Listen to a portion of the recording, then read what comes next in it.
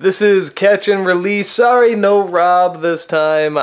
He hurt his back, and on top of that, he has company coming in, so he's a very busy bee, and a very in pain bee, whatever that means. So, yeah, just gonna be me this time. And, yeah, this is an episode that very much kind of a lot happens and little happens. They find Peridot kidnaps Steven to get the transporter working. He can't fix it, so they come, they capture her, and Steven thinks that she has more to reveal, so he releases her, and it turns out she's not very big. She's about the size of Steven. Would have been a little funnier if Peridot was like, if the body was even bigger. I mean, I get it, she's about the size of the other gems, but it's like, if she was really big, that would have been a lot funnier. But, yeah, the limbs and stuff, those are just artificial. It's not a part of her.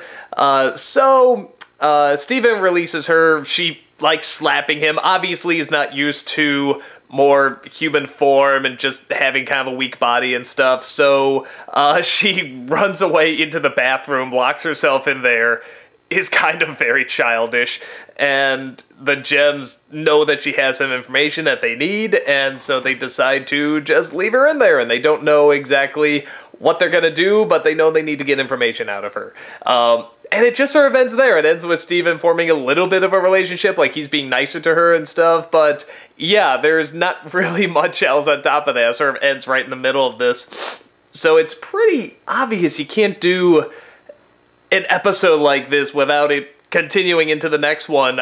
So I'm kind of curious to see the next one. It's hard to talk about because I haven't seen the next one, and you know, they're all kind of to be continues and continuing a story, but this one was so right in the middle. Like, it so didn't have an ending. It just sort of stopped in the middle of this predicament.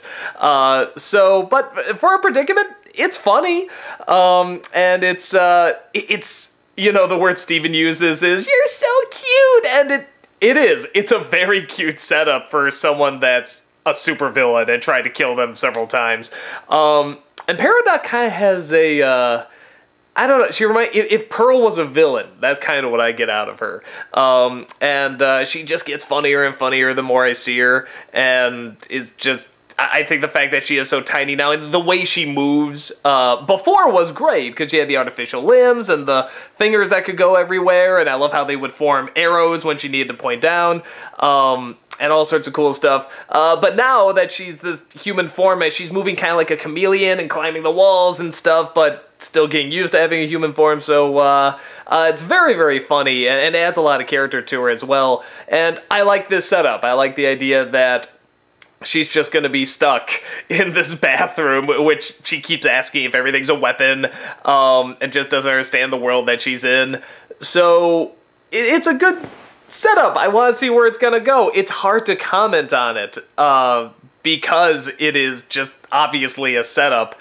But, yeah, Peridot is becoming kind of one of my favorite characters here. She just, it's another one of those classic, nothing goes right for the villain characters, you know. It's kind of like Pink in the Brain, or Dark Helmet, or even Nostalgia Critic in some of the anniversary specials. So, I love those characters. I love those villains that try to look very intimidating, but just nothing quite falls into place. So, it's a good character. It's a good setup. I like that, because in the opening, you know, she's trying to say something, and the gems, you know, bubble her up, and they say, well, that's just the talk of a gem that's trying to get out of trouble or something. And I was thinking to myself, man, I've seen this a lot, you know, and haven't they figured out, kind of listening to Steven on a lot of this stuff is usually right, and usually the lesson of the episode. And I like that they kind of come around. They come around pretty quick, but still reluctantly, because they have to just keep her in the bathroom. Now she's stuck in the bathroom.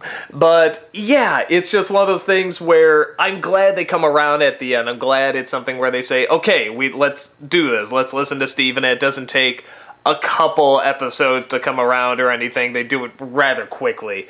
Because I think if they just agreed to it, it would be a little strange and out of character. And I think the way they have it does a lot more of a connection between her and Steven, which I think could be a very funny connection, because he's just so humble and so nice and so welcoming, and she's obviously trying to be this supervillain, and, you know, sometimes is very good at it, most of the times is not. So yeah, trying to think what else.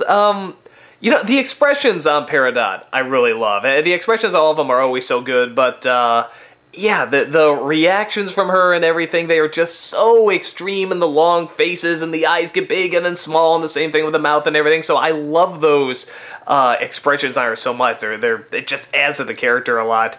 And the only other thing I noticed on this one that I thought was kind of enjoyable was something about Amethyst acting in this one, the voice actress. Like, it was especially funny. There was something just really, really humorous about her delivery on it.